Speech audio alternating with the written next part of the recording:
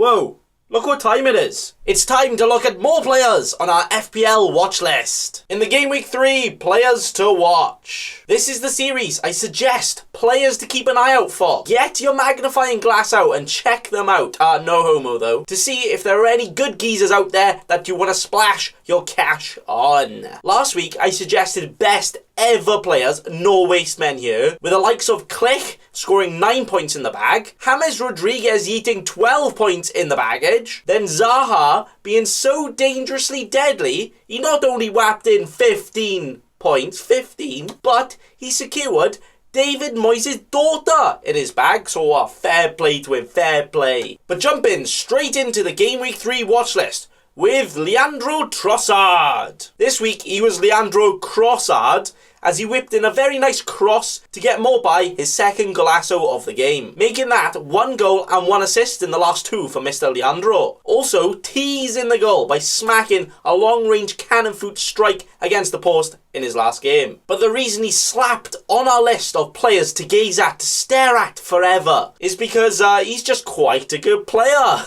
He even lined up front for Brighton in their first game, where he's a 6 million midfielder who is also currently owned by less than 1% of players. He was very highly rated coming into the league last year, but didn't have too much time to show what he can do. Even though he still managed to get 5 goals and 5 assists in not that many minutes, not bad. But the main reason Trossard could be a very good option here in FPL is just because he's a very attack-minded, quite cheap player for a team I think is just going to do quite well this season. Brighton had a very cold, dark stretch of social distancing away from winning for a while this calendar year. But maybe it's time for them to bring it around town and finally get some dubs, where one of their main attackers, being a low-owned midfielder, could be a great option here. I would suggest Mopai, but he's slightly more expensive, so don't fancy taking out another student loan to get him in. But also, he's a forward, and we can only have 3 forwards, alright? And bloody Bamford is so good, he's taken up all 3 of those forward spots. He's just too good. But not only is Bamford so good, hogging all of those spots up front, he also claims a spot here as our second Gameweek 3 players to watch. Right, let's be real. Everyone else stop transferring into any players. Bamford is the most essential player to ever exist in FPL, alright? Have you ever seen a player so good that he's probably already won the next 3 Ballon d'Ors? Messi, who? Exactly. Bamford is just, so good. But actually, Patrick Star Bamford has already got himself 2 Premier League goals and 2 assists, whilst not even playing 70 minutes in either of his games. Like, imagine if he played 90 minutes every game. Bamford Golden Boot would be confirmed already. But yeah, he has actually started in fiery form. Who would have thought the B-Tech Firmino would actually do better in the Premier League than the Championship? But Leeds have just been scoring all of the goals lately. Just 7 goals in 2 games, no biggie, and one of them was against Liverpool. But do we expect this to keep going for Leeds? Are they going to continue to spank in all of the golassos all year? Well, we don't know that, do we?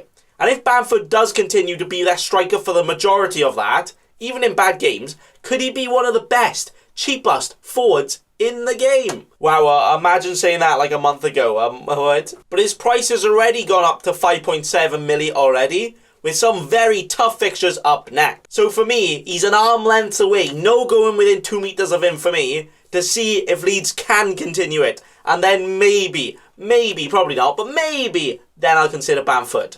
One to watch. With next, the guy that's apparently got the fair dish for scoring right now. It's, go on my son! But actually, I'm not here to say to get him in right now. I know, right? Only the 4 goals for him. Not good enough for me, apparently. But this is a really important point to make, okay? Yes, he did just score 4 goals. Yeah, only the 4 goals, right? But how did he score those goals? And it was mainly from Southampton playing such a high line, they were almost sitting on Lloris's lap, they were that far up, that Kane picked out the pass to get Son in behind all of their defenders, using his Lightning McQueen pace to get on it. Which is exactly what I predicted would happen, I'm just saying. But is Son going to be able to score 4 goals every game? Probably not. But obviously, it's very easy to look at a player that just scored 4 goals and say, How can you not just slap him in your team right now? And this is not me saying he's a bad player, and I'm not saying he's never going to score ever again. But sometimes you got to remember how the goals were scored, and it might just be based on how the other team set up and not necessarily the player in his team. Such as Southampton's high line being broken into by runs made by Son, which might not happen against every team. Where next up, Son and Spursy play Newcastle. Now, they aren't quite the defensive giants blocking everyone trying to get in, but they can sit back and sometimes shut up shop, which could definitely be difficult for Spursy. But again, this is not to say Son can only score those types of goals. It's more of just a reminder how he got those goals. And remember, he's not going to get the exact same opportunities every game and could potentially might not even score the next few games. So for me personally, I'm not rushing in to get Son. I'd rather stick my eyes out and continue to watch him play, see how he plays, as you never know with Bottle FC Spursy how they will perform next. The next player is a player so good he was too good for Arsenal. Doesn't take much though, does it? It's Emiliano Martinez. Villa had about 17 different goalkeepers last season, with them all taking inspiration from Kepa himself on how to keep. Not the best. But Martinez, man, he's just the next Spider-Man, isn't he? Every ball sticks to his hands, every penalty denied, he's just well in. But when FPL priced him this year, they priced him at the measly, cheap boy, 99p cheeseburger, budget price of only 4.5 million, as he was only going to be Arsenal's backup keeper. But now, he's playing for a Villa team that are actually quite good defensively. And with more of their important players back, like McGinn fit and ready to go, they could be quite solid at the back this year. Definitely an upgrade from last year. But Martinez showed himself, when Leno's left leg died for a few weeks, that Emmy can whap out some proper world-class saves, showing he's just a fantastic shot stopper. With Villa, last season conceded a lot of shots. So maybe he could be the missing piece in that puzzle of their defence to stop Villa conceding all of the goals. To not only get the clean sheet points for us, but get all of the save points to get in all of the bonus as well. Where in his first game, he did all of that and more by saving a penalty and already getting a massive double-digit haul. Maybe one of the only ones you'll see from a 4.5 milli goalkeeper this season. Never mind right at the start in his first game. But Villa have some potentially tougher games soon, playing Liverpool, Leicester and Leeds. Oh dear. But not before their Fulham this week. But a goalkeeper transfer isn't something you should waste your transfer on and look out to do right now. But maybe when you are wildcarding, maybe now, maybe in a few weeks, Emmy could be your best bargainer and the best one to go between the sticks. So don't be getting him in right now or doing a transfer for the keeper. Otherwise, I'll give you stick. Don't do that. Wait, right? Then, the next watchlist player on the tongue twister simulator. It's Andre Frank Zambo Anguisa. Easy for him to say, I guess. But you're probably like, hang on. Who is this geese, alright? Why are you suggesting a Fulham midfielder? Like, surely not. What are you doing? But let me tell you something. Anguisa is in that price bracket of the measly, left in the dirt, 4.5 million midfield options, which is perfect just for your bench. But right now, out of any player at that price, he is currently the only one with an attacking return so far, getting an assist in his last game, where in the first game, he didn't even start, so could this be a sign of good things to come? Mr. Anguisa went on loan to Villarreal last season and very much impressed Mundo, so could become a regular starter and the only creativity for Fulham in that midfield. Where he must have impressed enough for Scott Parker, you know, the guy that looks like he wants to sell you a mortgage right now, to bench their club captain Tom Kearney for Anguisa, so he's must be quite good, right? So no, this is not an anti-Kearney propaganda. This is not a plea, and I beg you to get in Anguisa right now and captain him every week. But this is a reminder that he could potentially be one of the better and one of the more attacking 4.5 million midfielder options right now that you should maybe just keep an eye on, alright? Maybe for your wild card, maybe so. So the non-premium Anguisa joins my own premium list of Gameweek 3 players to watch list, players to watch list. With next, a player that for the first time, and probably last ever time on this channel, I am suggesting, but currently has minus total points. Minus. That's right. It's Eric Peters. Now, the minus 2 points total already isn't something that happens every season or at the start of every season, you know. And he's only a backup player for Burnley. So why on earth am I suggesting? What are you doing again? Well, that's because Eric Peters here, as you know, came on in the last game because of an injury. And he put in a worldy performance, not only conceding 3 goals when he was on the pitch, but one of those goals was his own and scored it himself in his own net, getting in an own goal. Very nice. Like, if he continues his form, 38 own goals by the end of the season. Easy. Peters, you can do it. Go on. But with this injury to a Burnley player, Eric Peters could potentially play for quite a few weeks. But guess what? On the wing for Burnley. Now, a Burnley winger doesn't really tickle your pickle much, doesn't really get you aroused for a potential transfer, right? But what if I told you he's a 4.5 million defender in FPL? Potentially playing on the wing.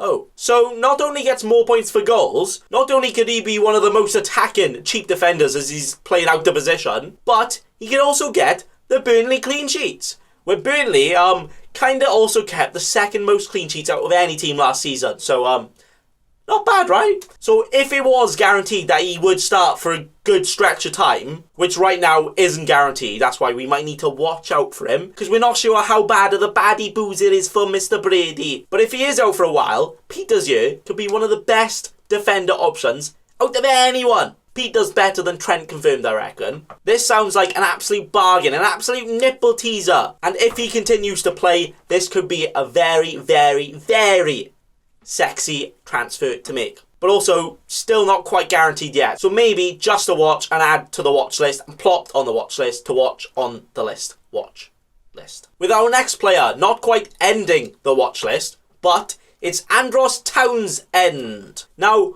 how the heck is Townsend still relevant in 2020?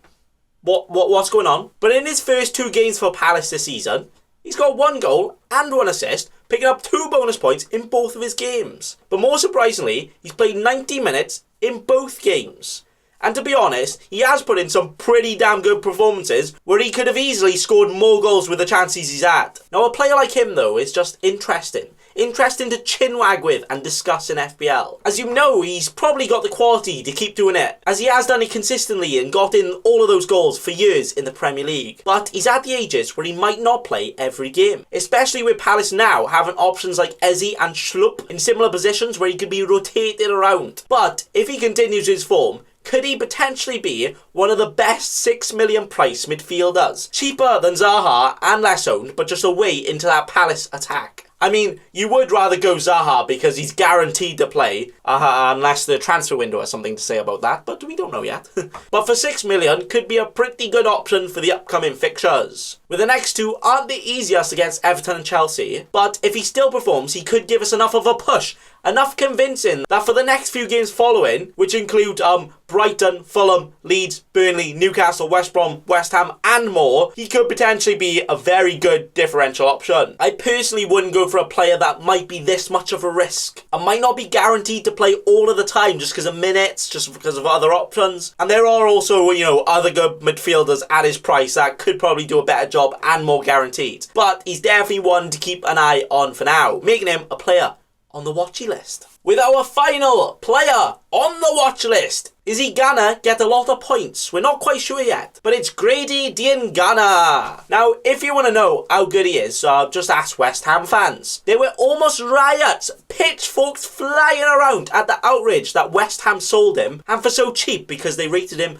that highly, as he has already shown us this week the quality he has, getting his first Premier League goal of the season. Now, the good thing about Diangana is he's a very, very attacking winger, looking more to score than assist, which is just beautiful for us, right? As that just means more FPL points. But you might say Pereira of West Brom probably is a slightly better option, being on more set pieces than that, but could a slightly cheaper alternative in Diangana potentially be just as good, or maybe even better in some games? You never know. West Brom have looked quite attacking, and have been quite shaky at the back as well, so we're not quite sure how they will do, but if they just keep on scoring, that does not matter at all for our geezers here. Where Grady plays Chelsea next, which may be difficult for him, but also a test, a trial to see if he can do it against a tougher opposition, but then faces Southampton, Burnley, Brighton and then Fulham in the next 4 after that, which could provide to be a very, very good run, and the perfect run for a cheap midfielder to get all of the golassos, where he could finish off his chances, also finishing my Game Week 3 watch list players to watch list. Now remember, I do usually suggest players that just show some very promising signs the week before, or maybe they just bagged the casual 4 goals, you know, something to talk about, I guess, with that. But we also look at the players that could potentially be a next sexy transfer, not just for the next fixture, but also for the next coming game weeks to come. So that is all, the Game Week 3 players to watch. I'm apparently still ill. I don't know if you can hear. I have talking like slow motion. This is me talking slow, man. I know. Anyway, thanks for watching, and remember... Don't be a cheeky scrub. Subscribe to Nathan Bacon right now.